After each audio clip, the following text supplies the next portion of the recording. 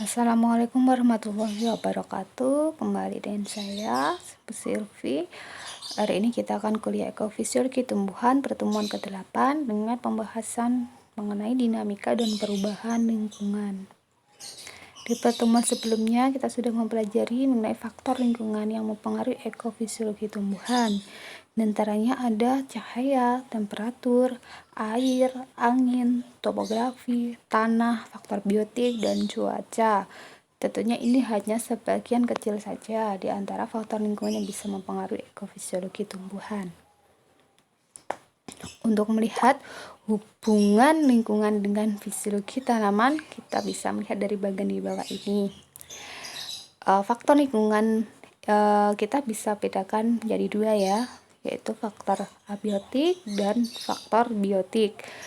Kedua faktor ini bisa mempengaruhi secara langsung proses fisiologi dan pertumbuhan melalui proses stres atau cekaman.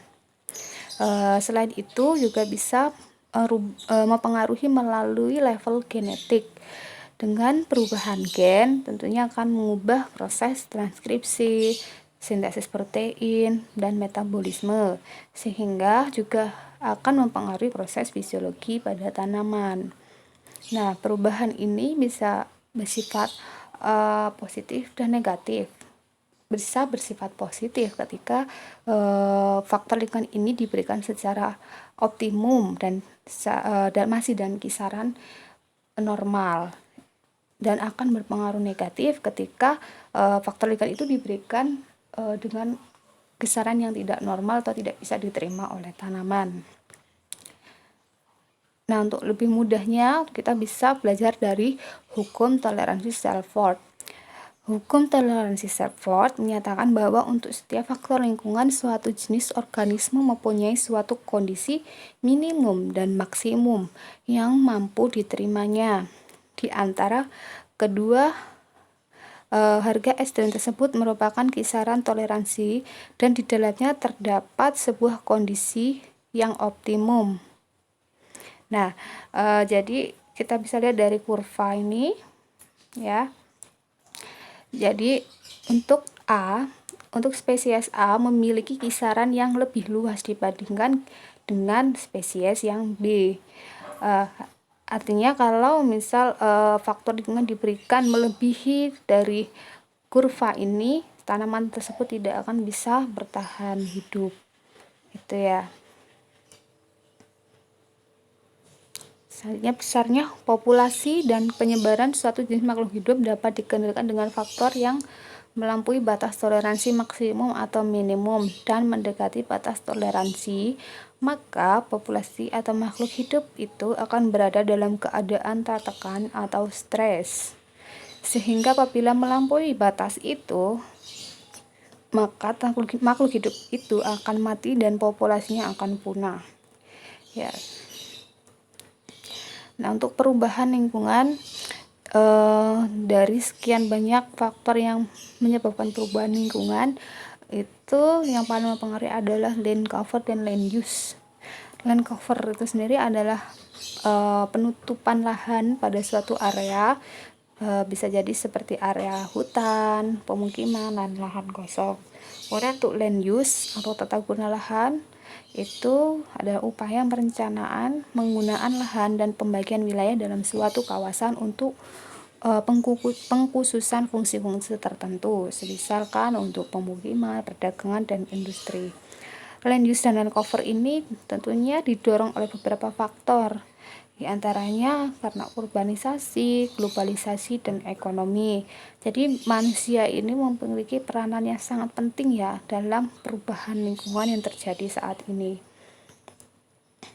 Kemudian apa dampak land use dan land cover pada lingkungan? Tentunya suatu hal yang berlebihan itu tidak baik ya. Untuk kegiatan land use dan land cover ini bisa memberikan dampak seperti air pollution, urban heat island, groundwater depletion, flooding, water pollution, habitat fragmentation, dan degradation of soil fertility. Tentunya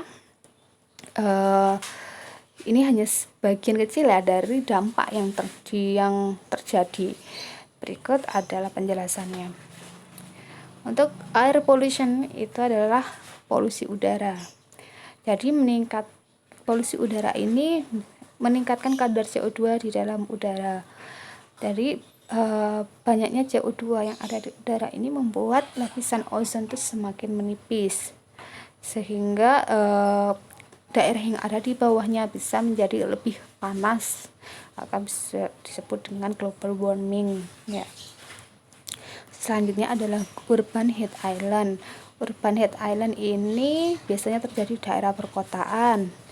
Di daerah perkotaan biasanya kan kurang adanya vegetasi yang menyebabkan suhu yang ada di dalam area tersebut menjadi lebih panas dibandingkan lingkungan di sekitarnya.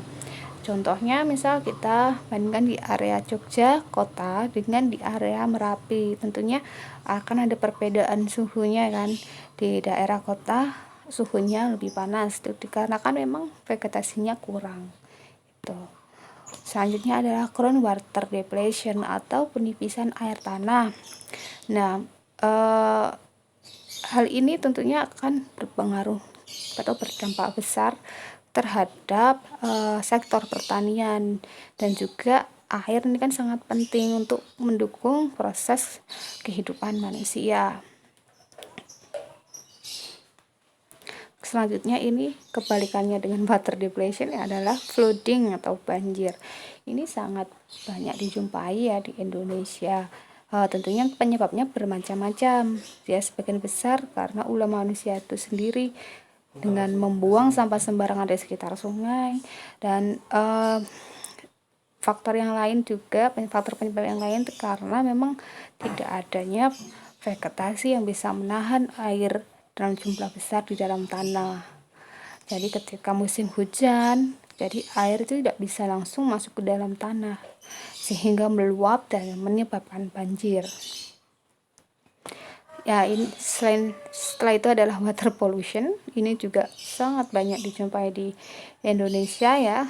Jadi water pollution ini bisa karena masyarakat suka membuang sampah sembarangan, atau bisa jadi karena limbah industri yang dibuang ke area sungai. Tentunya ini akan membunuh sebagian besar ekosistem yang ada di dalam area sungai tersebut.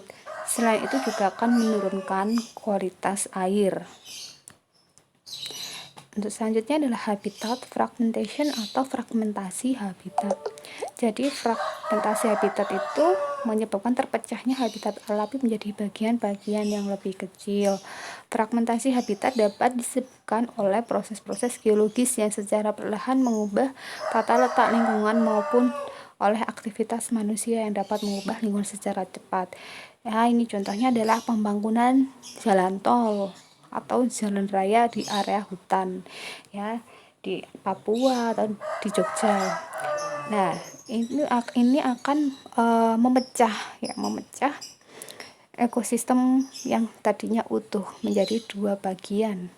Nah, secara perlahan-lahan seiring berjalannya waktu, kedua sisi tersebut bisa jadi akan berubah karena ada interaksi dan berbeda ya di antara satu sisi dan sisi lainnya, sehingga akan menjadi ekosistem yang berbeda.